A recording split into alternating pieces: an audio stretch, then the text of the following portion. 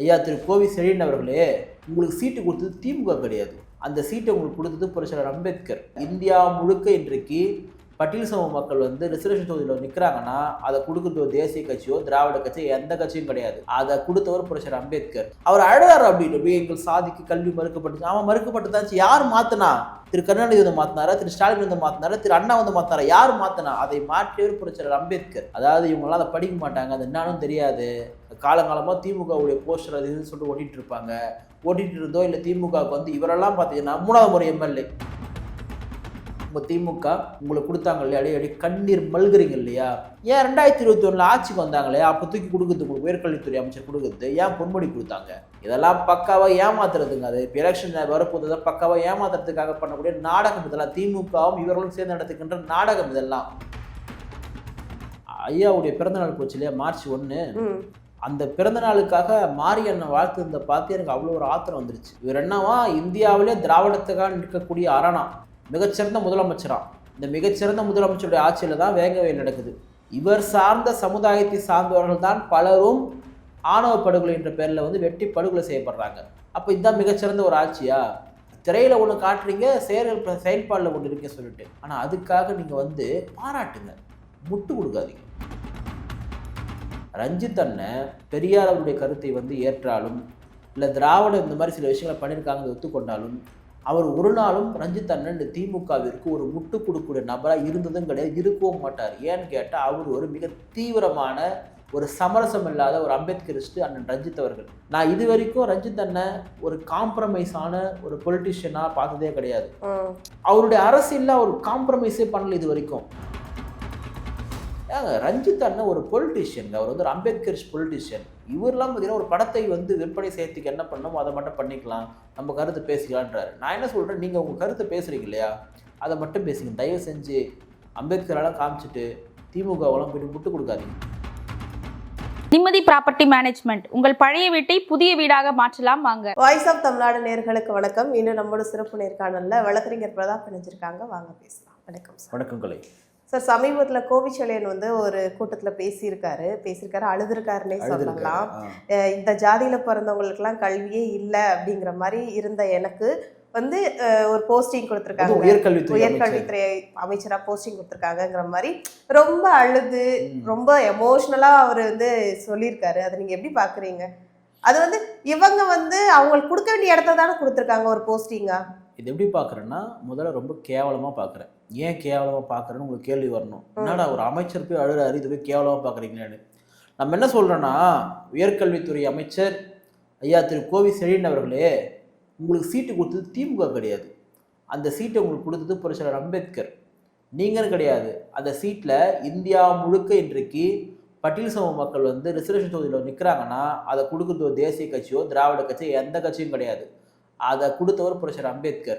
அந்த குறைந்தபட்ச நன்றி விசுவாசம் கூட இல்லாமல் நீங்களாம் திமுகவை துதிப்பாடிட்டு இருக்கீங்கன்னா இதை விட அசிங்கம்னா இருக்குது.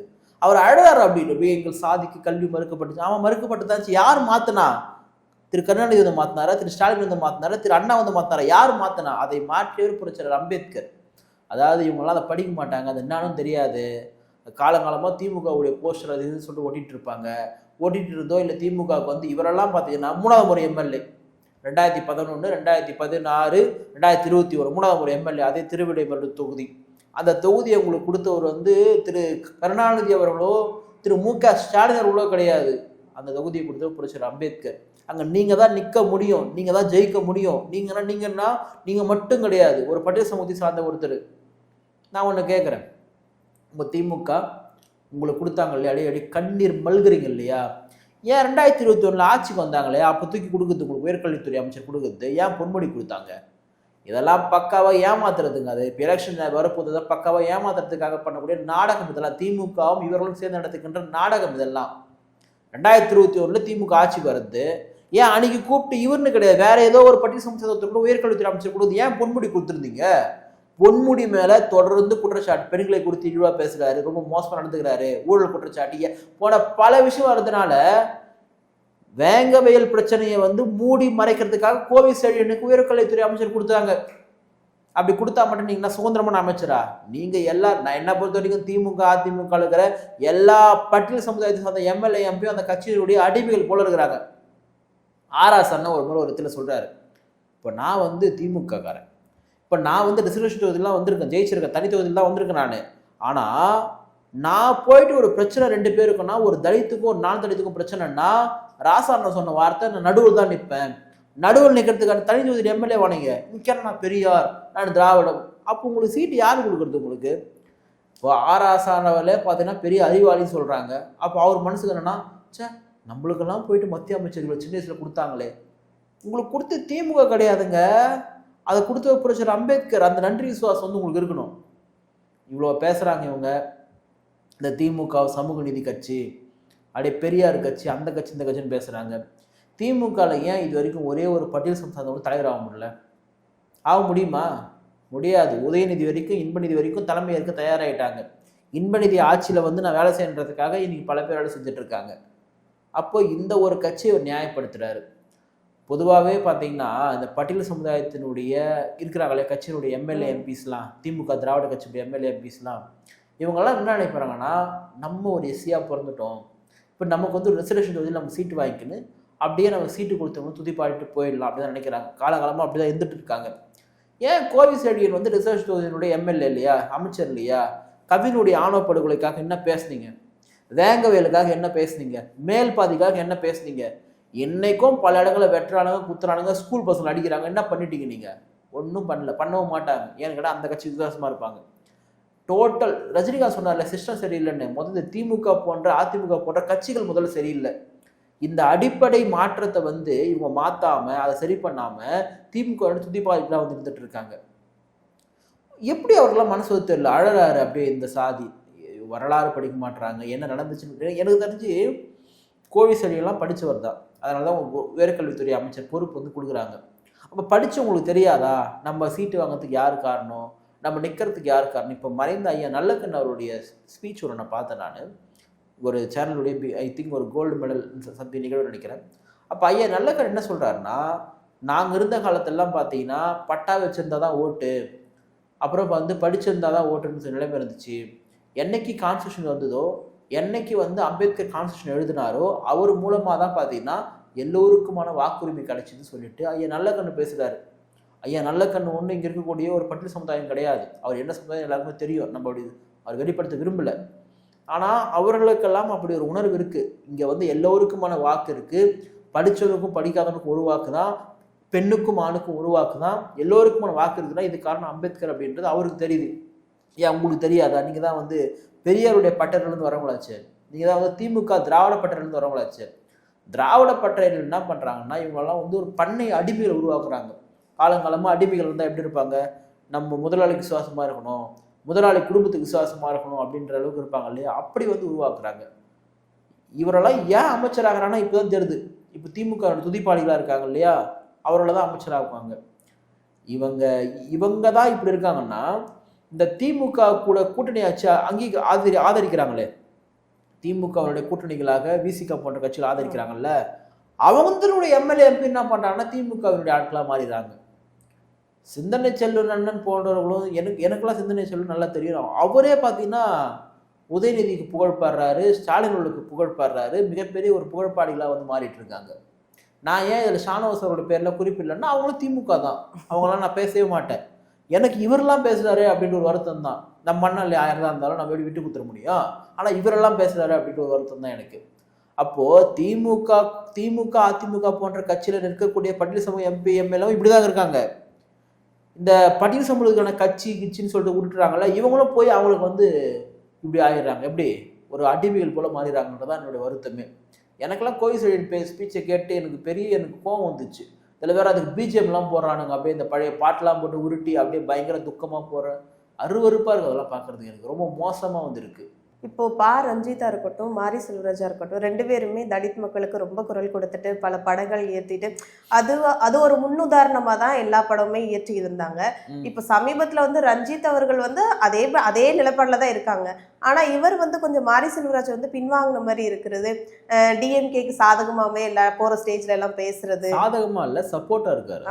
எல்லாமே எல்லாமே அவங்களுக்கு சப்போர்ட்டிவா தான் பேசிக்கிட்டே வராரு. அப்போ வந்து திராவிடத்துக்கு இவர் வந்து எப்படி சொல்றது, ஆதரவு கொடுக்குறாரா? மாரி திராவிடத்துக்கு செல்வராஜ் ஆதரவு கொடுக்கல. இப்ப ஐயாவுடைய பிறந்த நாள் போச்சு இல்லையா, மார்ச் 1. ம் அந்த பிறந்த நாளுக்காக மாரியண்ணன் வாழ்த்து இந்த பார்த்து எனக்கு அவ்வளோ ஒரு ஆத்திரம் வந்துருச்சு. இவர் என்னவா இந்தியாவிலே திராவிடத்துக்காக நிற்கக்கூடிய அரணா, மிகச்சிறந்த முதலமைச்சரா. இந்த மிகச்சிறந்த முதலமைச்சருடைய ஆட்சியில் தான் வேங்கவேல் நடக்குது. இந்த மிகச்சிறந்த முதலமைச்சருடைய ஆட்சியில் தான் பார்த்தீங்கன்னா பட்டியல் சமூக மக்களுக்கான மிகப்பெரிய பாதுகாப்பாக இருக்கக்கூடிய SC/ST ஆக்டை வந்து செயல்படுத்த மாட்டுறாங்க. இதை விட முன்ன மோசம் என்னன்னா, இவர் சார்ந்த சமுதாயத்தை சார்ந்தவர்கள் தான் பலரும் ஆணவ படுகொலை என்ற பேரில் வந்து வெட்டி படுகொலை செய்யப்படுறாங்க. அப்போ இதுதான் மிகச்சிறந்த ஒரு ஆட்சியா? மாரி செல்வராஜ் அவர்களுடைய கலை படைப்பை ஒரு இயக்குனராக நம்ம வந்து வரவேற்கிறோம், பாராட்டுறோம், ரொம்ப நேசிக்கிறோம். ஆனால் அவருடைய அரசியல் செயல்பாடு ரொம்ப இந்த மாதிரி திமுகவுக்கு பயங்கர முட்டாக இருக்கும்போது நமக்கு அது ரொம்ப அவமானமாக இருக்குது. ஏடா திரையில் ஒன்று காட்டுறீங்க, செயல்பாடில் ஒன்று இருக்கேன் சொல்லிட்டு. இவர் உதயநிதி அவர்களுக்கு மிக நெருக்கமாக இருக்கார், கிட்டத்தட்ட முதலமைச்சர் அவர்களுக்குமே மிக நெருக்கமாக தான் இருக்கார். ஆனால் அதுக்காக நீங்கள் வந்து பாராட்டுங்க, முட்டு கொடுக்காதீங்க. நீங்கள் முன்னாடியே சுட்டி காட்டினீங்களா, ரஞ்சித் அண்ணன் சுட்டி காட்டினீங்க இல்லையா? ரஞ்சித் அண்ணன் பெரியார் அவருடைய கருத்தை வந்து ஏற்றாலும் இல்லை திராவிடம் இந்த மாதிரி சில விஷயங்களை பண்ணியிருக்காங்க ஒத்துக்கொண்டாலும் அவர் ஒரு நாளும் ரஞ்சித் அண்ணன் இந்த திமுகவிற்கு ஒரு முட்டு கொடுக்கக்கூடிய நபராக இருந்ததும் கிடையாது, இருக்கவும் மாட்டார். ஏன்னு கேட்டால் அவர் ஒரு மிக தீவிரமான ஒரு சமரசம் இல்லாத ஒரு அம்பேத்கரிஸ்ட் அண்ணன் ரஞ்சித் அவர்கள். அப்பா ஸ்டாலின் புகழும்போது இதே அப்பாவுக்கு தான் பல கேள்வியெல்லாம் ரஞ்சித் அவர்கள் எழுப்பியிருந்தார். ஏங்க ரஞ்சித் அண்ணன் ஒரு பொலிட்டீஷியன், அவர் வந்து ஒரு அம்பேத்கரிஸ்ட் பொலிட்டீஷியன். இவரெல்லாம் பார்த்தீங்கன்னா ஒரு படத்தை வந்து விற்பனை செய்யறதுக்கு என்ன பண்ணணுமோ அதை மட்டும் பண்ணிக்கலாம், நம்ம கருத்து பேசிக்கலான்றாரு. நான் என்ன சொல்கிறேன், நீங்கள் உங்கள் கருத்தை பேசுகிறீங்க இல்லையா, அதை மட்டும் பேசுங்க. தயவு செஞ்சு அம்பேத்கரெல்லாம் காமிச்சிட்டு திமுகவெல்லாம் போய்ட்டு முட்டு கொடுக்காதீங்க, ரொம்ப மோசமாக இது பார்க்குறதுக்கு. நான் பெரிதும் மதிக்கிறேன் அவரை, பெரிதும் விரும்புகிறேன். நான் மாரியனுடைய படைப்புகளை அவ்வளோ விரும்புகிறேன் நான். ஆனால் அவ்வளோ பண்ணிட்டு நீங்கள் செயல்பாட்டில் போயிட்டு நீங்கள் திமுகவுக்கு வந்து முட்டு கொடுக்குறீங்கன்னா எப்படி ஏற்க முடியும்? ஸ்டாலின் அவர்களை யார் யார் வாழ்த்துனாங்க? நான் என்ன கேட்குறேன், இப்போது ஸ்டாலின் அவர்களை வந்து சீமானனை வாழ்த்தினார். ஏன்னு கேட்டால் அரசியல் நாகரிகம். ஒரு முதலமைச்சர் அரசியல் கட்சியுடைய தலைவர் வாழ்த்துறாருன்னா அரசியல் நாகரிகம். திருமணம் வாழ்த்துறாரா கூட்டல் இருக்கிறாங்க. நீங்கள் என்னவா இருக்கிறீங்க? வாழ்த்துறது கூட வாழ்த்துங்க, பிரச்சனை தப்பு கிடையாது, உங்களை பாராட்டுறாருங்க. நீங்கள் என்னவா மென்ஷன் பண்ணுறீங்க? திராவிட சித்தாந்தத்தின் அரண், இந்தியாவிலே மிகச்சிறந்த முதலமைச்சர். எவ்வளவு அயோக்கியத்தனமான காரியங்கள் தமிழ்நாட்டில் இதே பட்டியல் சமூக மக்களுக்கு எதிராக நடந்து கொண்டிருக்கிறது. இதுதான் திராவிட மாடலா? இதுதான் வந்து மிகச்சிறந்த முதலமைச்சரான ஒரு கேள்வி வரும் இல்லையா? இவங்க தங்களுடைய தேவைகளுக்காக போய் சுருங்கிடுறாங்களோ அப்படின்றதான் நமக்கு பெரிய ஒரு வருத்தமா இருக்கு. ஒரு நாளும் இப்படிப்பட்ட தவறை அண்ணன் ரஞ்சித் செய்யவே மாட்டார். இப்போ நம்ம ஒரு கலை ரீதியாக படைப்பு ரீதியாக ரஞ்சித் அண்ணாவே ஒரே மாதிரி தான் பார்க்குறோம், மாரி அண்ணாவே ஒரே மாதிரி தான் பார்க்குறோம். அப்படி இருந்தால் ஏற்கிறாலும் எனக்கு சில மாறுபட்ட கருத்து இருக்கு. இப்போது மாரி செல்வராஜ் அவருடைய படத்தை வந்து ஏன் கொண்டாடுறாங்க அப்படின்னா, அவர் வந்து இந்த படத்தில் வந்து ஒரு கேஸ்டிஸ்ட் மைண்டில் என்ன சொல்ல வருவார்னா, நீங்கள்லாம் இப்படி பண்ணுறீங்களே, உங்களுக்கு இதெல்லாம் நியாயமா, எங்களெல்லாம் அடிக்கிறீங்களே, எவ்வளோ வழியை கொடுக்குறீங்களே அப்படின்ற ஒரு சிம்பத்தியை கிரியேட் பண்ணுவார் மாரி அண்ணன். அதனால் என்ன பண்ணுறாங்கன்னா எல்லாரும் கொண்டாடுறானுங்க, பா என்ன மாதிரி படம்டா, பாடுறான் பாவம் இல்லைடா அவங்கெல்லாம், டேய் அவங்களாட்ட அடிக்கிறீங்க, டேய் தப்புடா அதெல்லாம் சொல்லிட்டு. ரஞ்சித் என்ன பண்ணுவார்னா, ஏய் அடிக்கிறியா சொல்லிட்டு திருப்பி அடிப்பார். நான் ஒன்றும் அடங்கலாம் மாட்டேன் உனக்கு அப்படி சொல்லிட்டு. அப்போது இந்த 2 பேருக்குமான ஒரு ஒரு ஒரு தனித்துவம் இதுதான். 2 பேரும் ஒரே கருத்தியல் தான். அதிலெல்லாம் வந்து 2 பேரும் பிரித்து விடுற வேலையோ சண்டை முட்டி விடுற வேலையோ நான் பார்க்கல. நம்ம 2 பேரும் ஒன்றா தான் பார்க்குறோம். ஆனால் செயல்பாடுகள் என்னவா இருக்குது? நான் இது வரைக்கும் ரஞ்சித் அண்ணன் ஒரு காம்ப்ரமைஸான ஒரு பொலிட்டிஷியனாக பார்த்ததே கிடையாது. அவருடைய அரசியலில் அவர் காம்ப்ரமைஸே பண்ணல இது வரைக்கும். ஆனால் நீங்கள் அம்பேத்கர் படத்தை காட்டுறீங்க, ஐயா தியாகி இமானுவேல் சேகரன் படத்தை வந்து காட்டுறீங்க, பல தென் மாவட்டத்துடைய பிரச்சனைகளை வந்து முன்னிலைப்படுத்துறீங்க. இவரெல்லாம் பண்ணிட்டு திமுக போய் முட்டு கொடுத்தா எப்படி அது?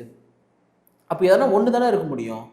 ஒன்று நாங்கள் பாராட்டுங்க, அதை வேணான்லாம் சொல்ல. ஸ்டாலின் அவர்களை பாராட்டுறது, உதயநிதியை பாராட்டுறது நீங்கள் பாராட்டுங்க, அது ஒரு அரசியல் மாண்பு. முட்டு ஏன் கொடுக்குறீங்கன்னு தான் கேட்குறோம்.